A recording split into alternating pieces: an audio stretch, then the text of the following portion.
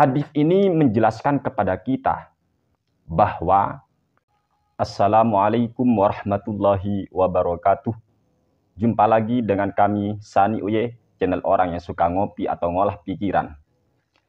Di sini ada buku ini Hadratus Syekh Kiai Haji Muhammad Hasyim Asy'ari, pendiri daripada Jam'iyah Nahdlatul Ulama rahimahullahu taala rahmatal abror, dalam risalah Ahlus Sunnah wal Jamaah. Di sini memuat hadis-hadis tentang kematian, tentang tanda-tanda kiamat dan semacamnya ini teman-teman ya.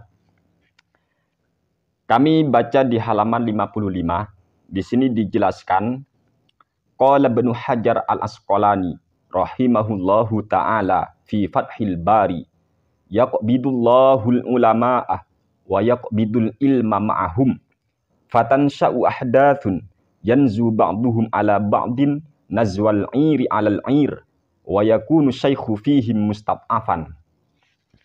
Ini artinya begini, Imam Ibnu Hajar al-Asqalani, semoga Allah merahmati beliau, amin ya rabbal alamin. Beliau berkata dalam kitab Fathul Bari, Allah akan mengambil para ulama dan mengambil ilmu bersama mereka. Lalu akan terjadi peristiwa, sebagian orang menyerang sebagian yang lainnya, laksana serangan unta kepada unta lainnya. Para sesepuh di antara mereka hanyalah orang-orang lemah. Kemudian dilanjut, warawa Abu Umamah radhiyallahu anhu, lamma kana hajjatul wada'i qama Rasulullah sallallahu alaihi wasallam ala jamalin Adam faqala, ya ayyuhan nas, khudhu minal ilmi qabla ayyuqbadah wa qabla ayyurfa'a minal ardi. Ala inna dhahabal ilmi dhahabu hamalatihi. Fasa'alahu a'rabiyun faqala, ya Rasulullah, kaifa yurfa'ul ilmu minna wa baina adhurinal masahif wa qad ta'allamna ma fiha wa 'allamnaha abna'ana wa nisa'ana wa khadamana. Farafa'a ilaihi ra'sahu wa huwa mudibun faqala, wa hadhil yahudu wan nasara baina adhurihim al masahif wa lam yata'allaqu minha biharfin fima ja'ahum bihi anbiya'uhum. Artinya, Abu Umamah radhiyallahu anhu meriwayatkan ketika haji wada, Rasul bersabda, wahai para manusia, carilah ilmu sebelum dicabut dan dihilangkan dari bumi. Ketahuilah, sesungguhnya hilangnya ilmu adalah wafatnya pemilik ilmu. Lalu seorang A'rabi bertanya kepada Rasulullah Shallallahu Alaihi Wasallam, ya Rasulullah, bagaimana bisa ilmu dicabut dari kami, sedangkan di antara kami masih terdapat mushaf yang kami pelajari dan kami ajarkan kepada anak-anak kami, istri-istri kami, dan para pembantu kami. Beliau mengangkat kepala memandang ke arah A'rabi tersebut, marah dan sambil bersabda, kaum Yahudi dan Nasrani, itu di antara mereka masih terdapat mushaf, namun mereka tidak bersandar sedikit pun padanya yang telah diturunkan kepada para nabi-nabi mereka. Hadis ini menjelaskan kepada kita bahwa tidak cukup kita berteriak, mari kita kembali kepada Al-Quran atau hadis teman-teman. Gak cukup. Sebab penjelasan Rasulullah Shallallahu Alaihi Wasallam ini jelas ketika beliau ada yang bertanya, bagaimana mungkin ilmu dicabut? Sedangkan kita masih punya mushaf, wahai Rasulullah katanya. Apa jawaban Nabi? Nabi ini seolah-olah, bukan seolah-olah, tetapi mengingatkan kita sebagai umat Islam bahwa kita ini jangan merasa aman ketika masih banyak mushaf. Mushaf memang masih banyak. Mushaf di mana-mana, teman-teman. Tetapi persoalannya, siapa yang paham isi mushaf kalau bukan para ulama? Kesesatan-kesesatan yang terjadi pada kaum Yahudi maupun Nasrani ternyata bukan karena mereka tidak punya mushaf, namun mereka gagal paham di dalam memahami mushaf. Atau ada kaum-kaum intelektual yang memang sudah berusaha untuk merusak pemahaman yang sebenarnya dari maksud firman Allah Subhanahu wa taala. Oleh sebab itu, kita tidak cukup hanya berteriak, mari kembali kepada Al-Quran, mari kembali kepada hadis. Sebab Al-Quran dan hadis ini memiliki multi interpretasi.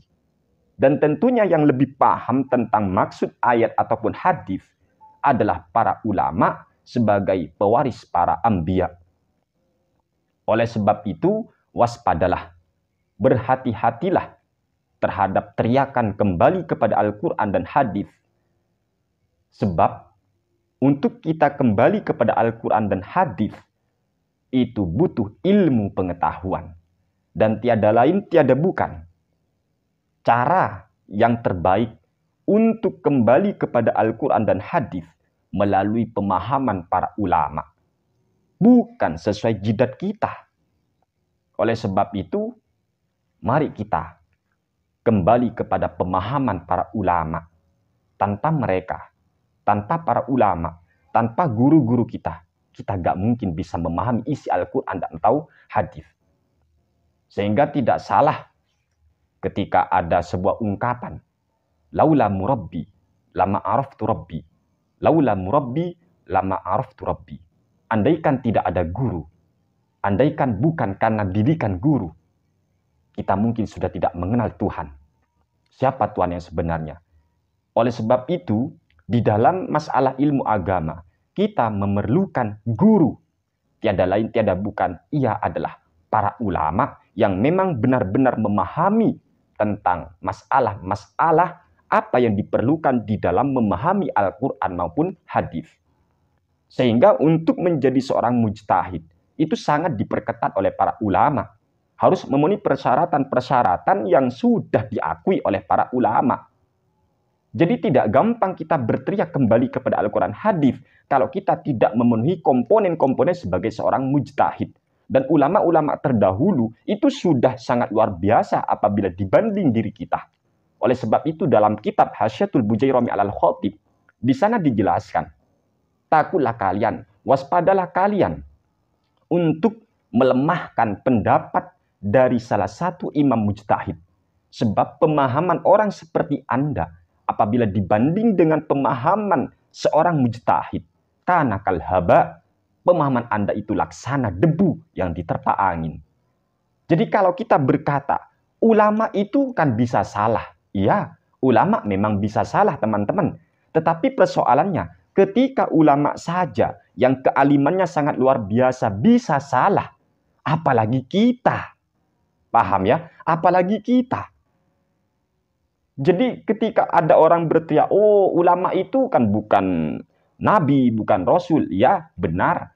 Ulama bukan nabi, ulama bukan rasul, ulama tidak dimaksum, ulama bisa saja salah.